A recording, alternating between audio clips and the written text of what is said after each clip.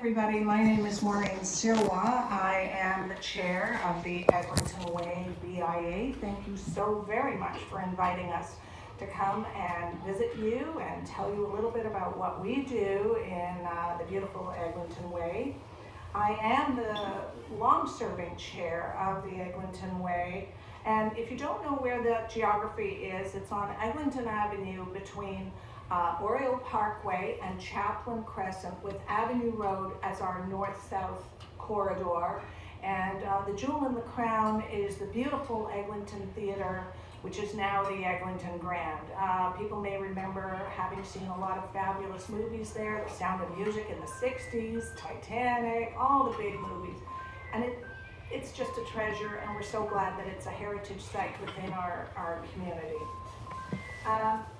I'm a career retailer. I've been a storekeeper all my life. I grew up in my grandmother's store, Accessories by Eva, which was at 404 Eglinton Avenue West. I took over my grandmother's store in 1983 and ran it very successfully. We were in business for 56 years, including my grandmother. I ran it for 31 years. A beautiful handbag boutique. We specialized in gloves and handbags and ladies' accessories. We closed our shop in 2014 because I thought I wanted to retire. What a dumb idea.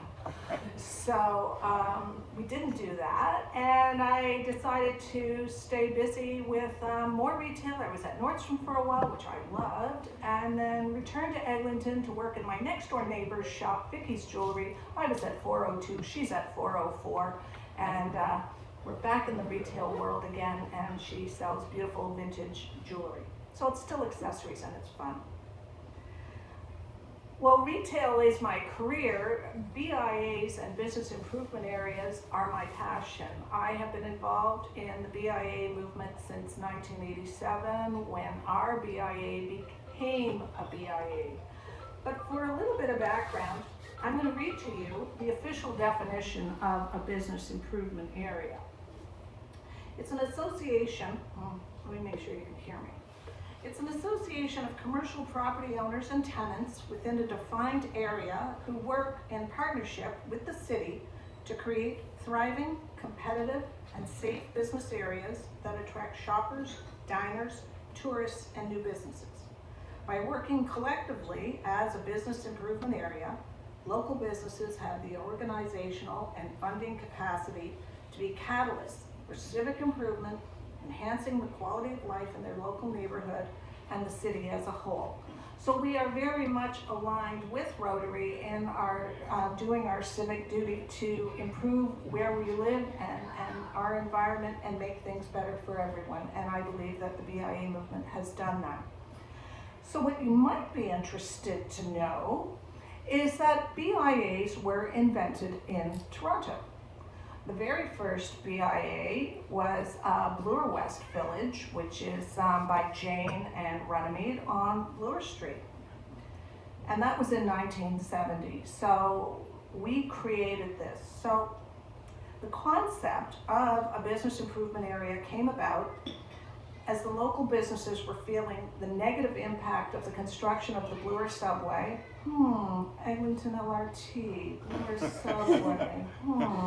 Yeah. Whisking their customers downtown and bypassing their shops.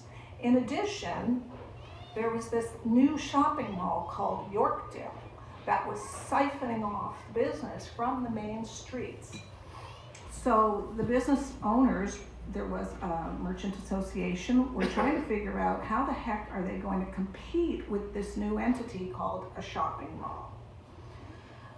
As of now, there are 85 BIAs in the city of Toronto, 270 in Ontario, many across the country, and thousands around the world. This movement of businesses helping themselves to better their environment has gone worldwide.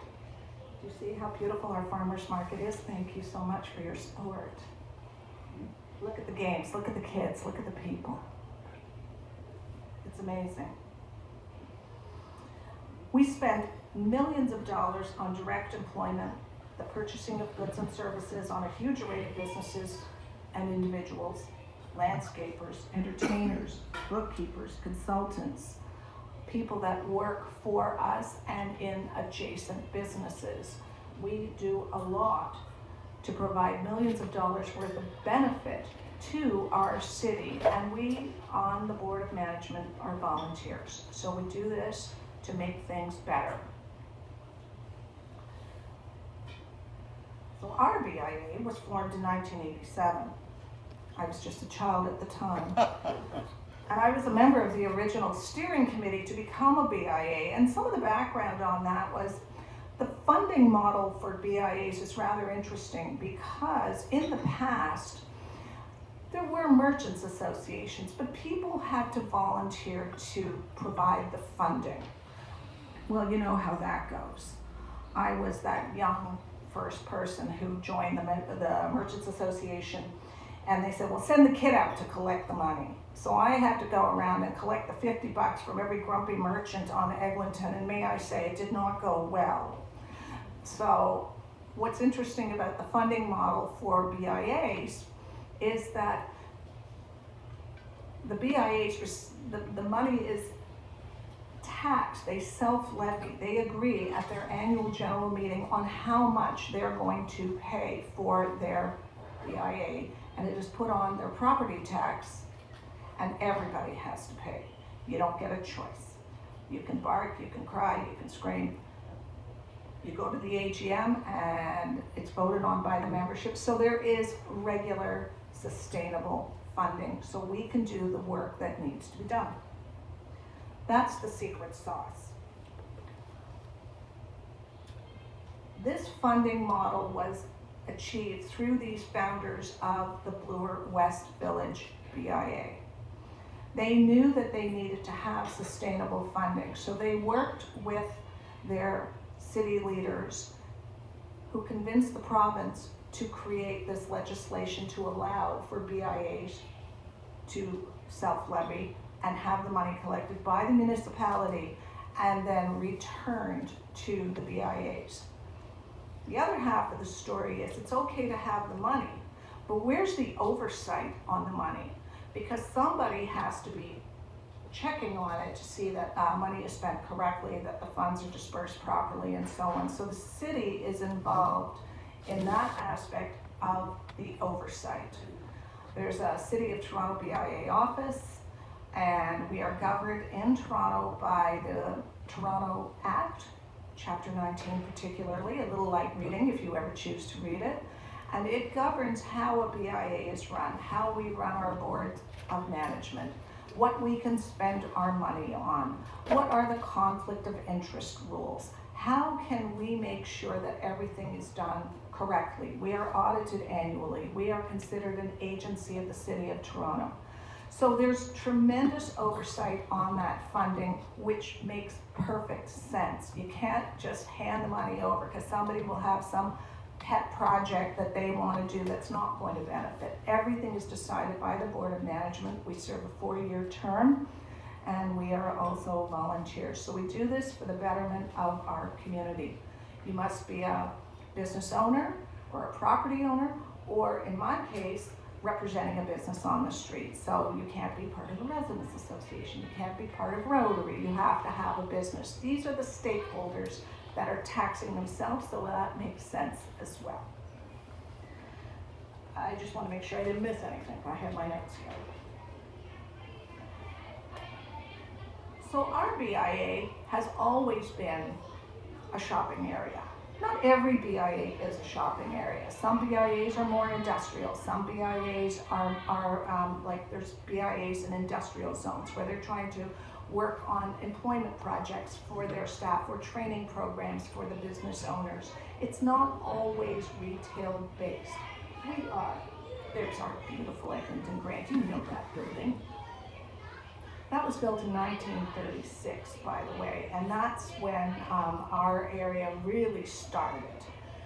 So you will notice a lot of Art Deco in our neighborhood. There's some beautiful Art Deco buildings. That lobby of the Eglinton Grant has been restored to its beautiful 1936 original lobbies. If you ever have a chance to go in and enjoy, it's wonderful. And our One of the pillars of our decorative design is Art Deco. We feel that we want to keep things in that Art Deco world, so we keep the lines on that. Our business cards, our design is always an homage to Art Deco. That's part of what we do. So what else does BIA do?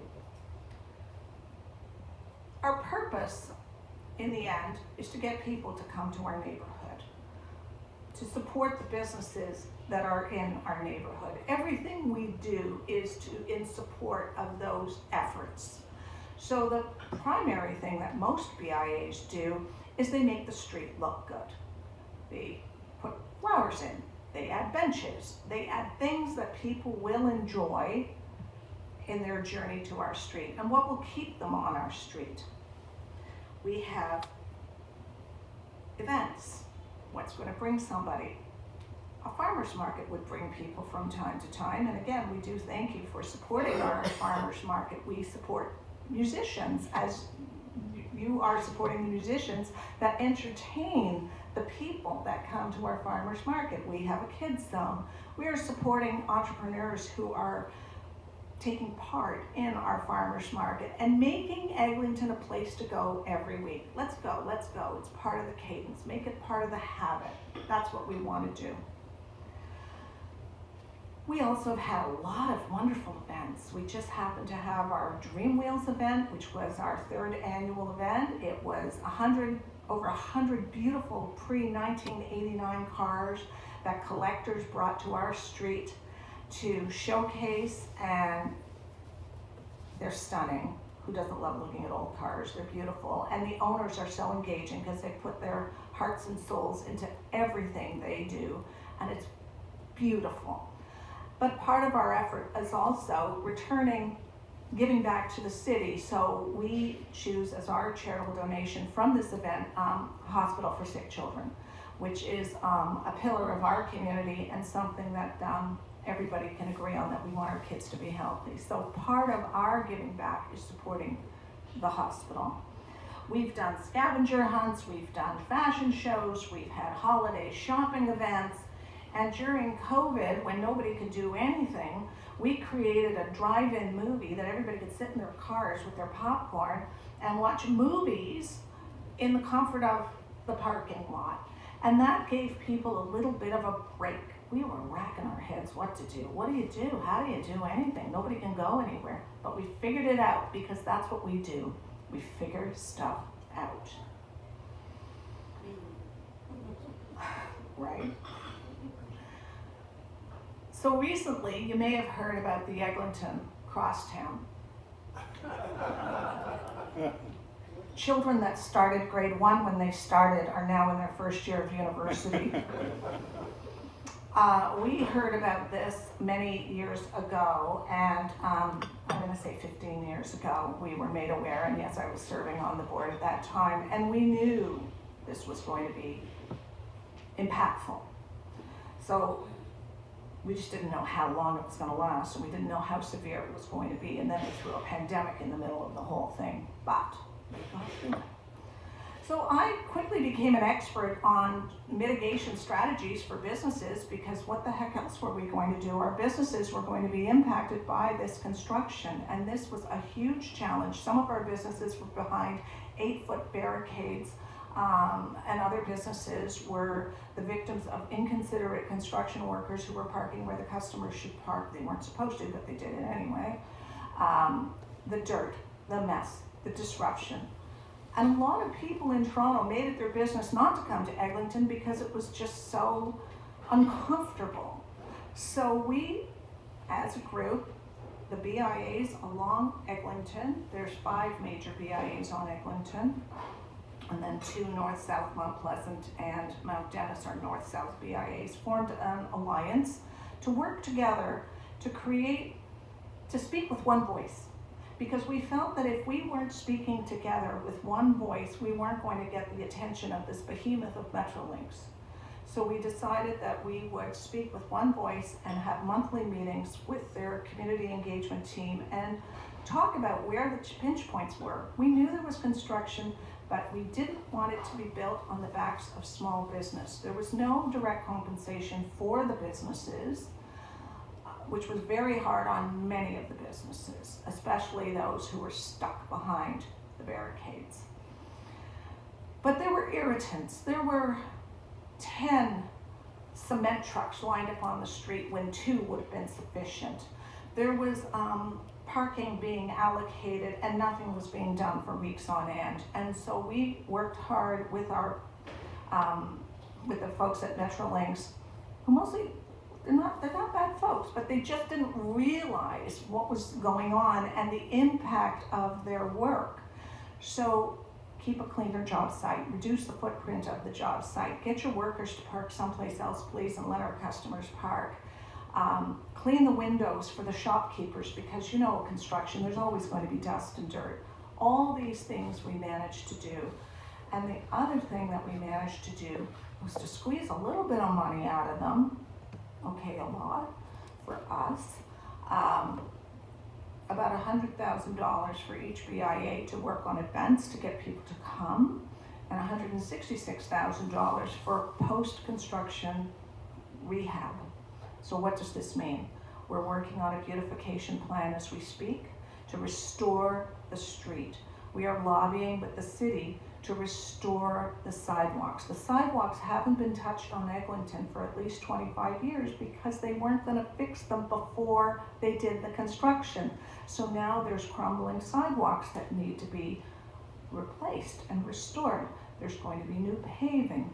So we're working closely with the City of Toronto to restore the street so that we're back where we should be. They put a multi-billion-dollar subway in.